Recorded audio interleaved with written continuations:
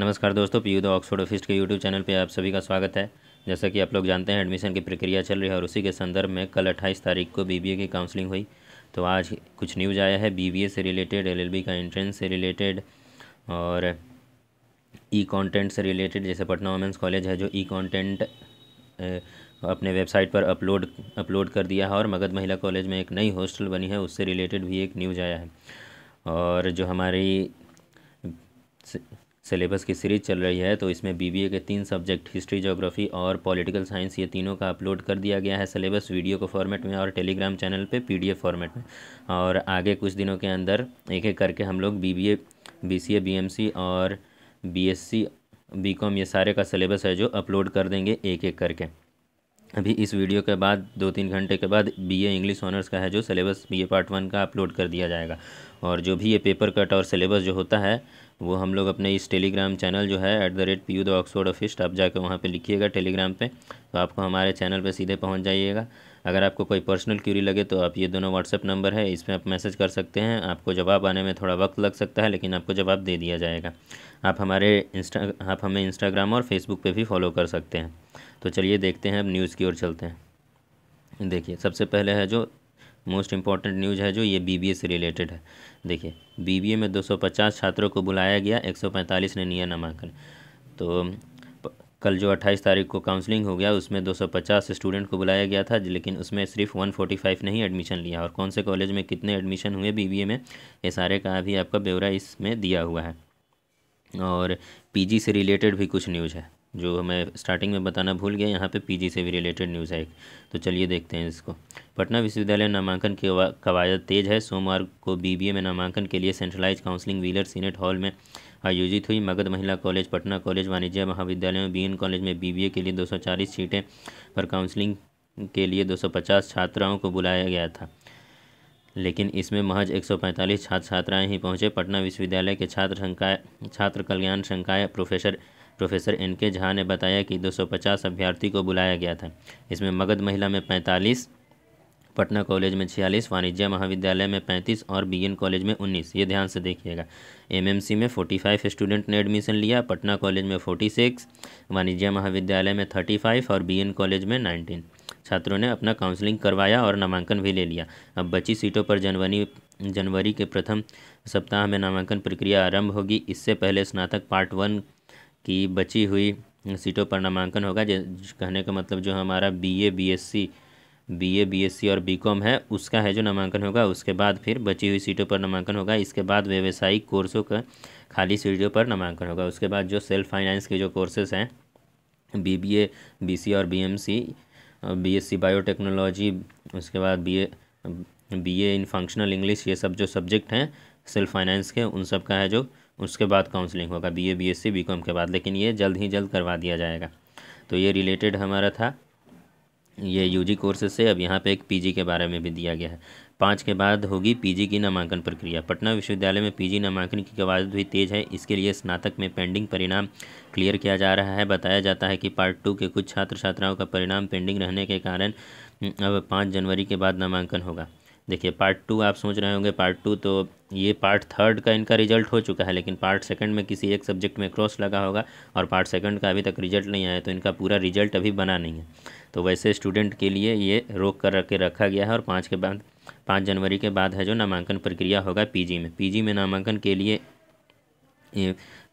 के लिए एमए के लिए 4540, एमएससी में नामांकन के लिए 3743 और एमकॉम में नामांकन के लिए 1392 छात्र छात्राओं ने आवेदन किया है। तो ये देखिए, मास्टर डिग्री के लिए भी पटना विश्वविद्यालय में बहुत ज़्यादा भीड़ रहा करती है।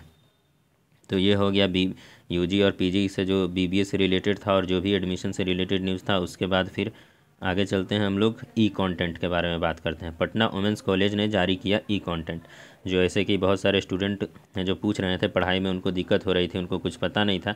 तो अगर आप पटना वुमेंस कॉलेज की हैं तो आप है जो पटना वुमेंस कॉलेज साइट पे जा सकते हैं।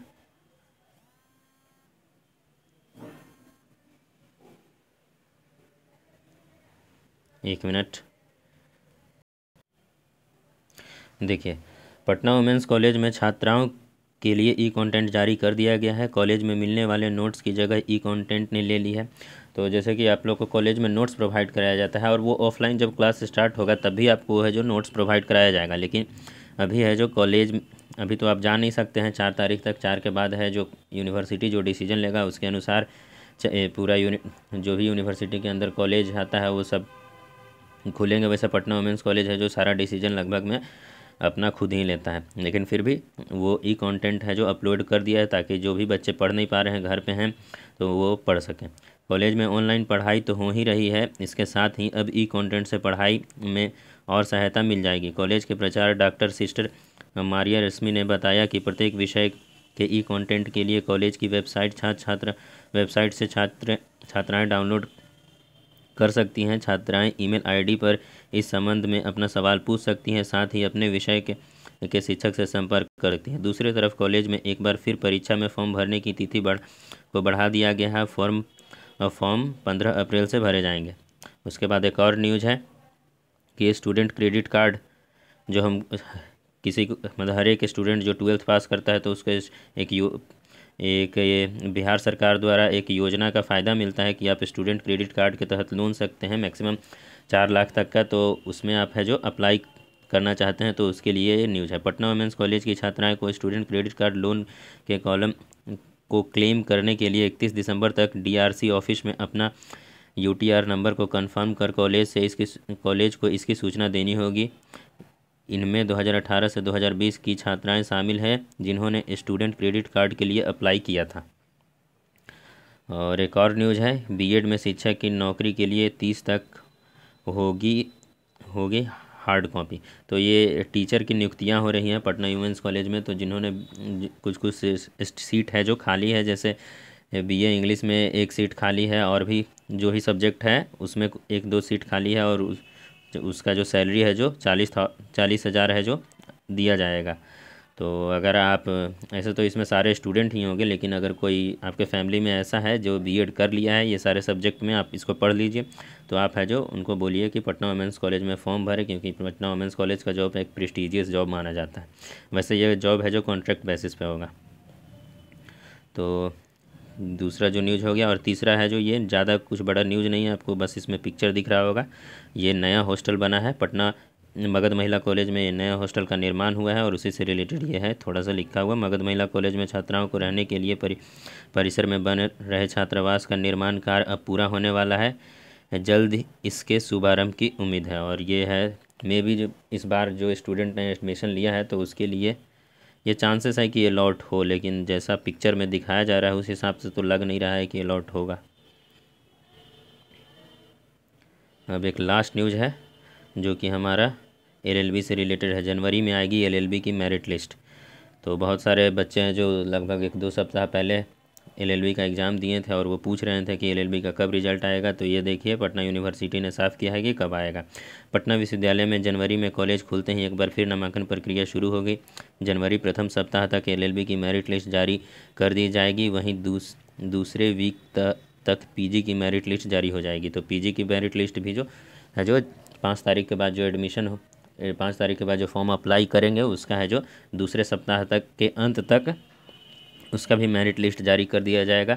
और PG में जो एडमिशन होता है डिपार्टमेंट वाइज होता है, कॉलेज वाइज नहीं होता है। तो आप अपने डिपार्टमेंट से कांटेक्ट में रहिएगा, आपको सब कुछ पता चलते जाएगा।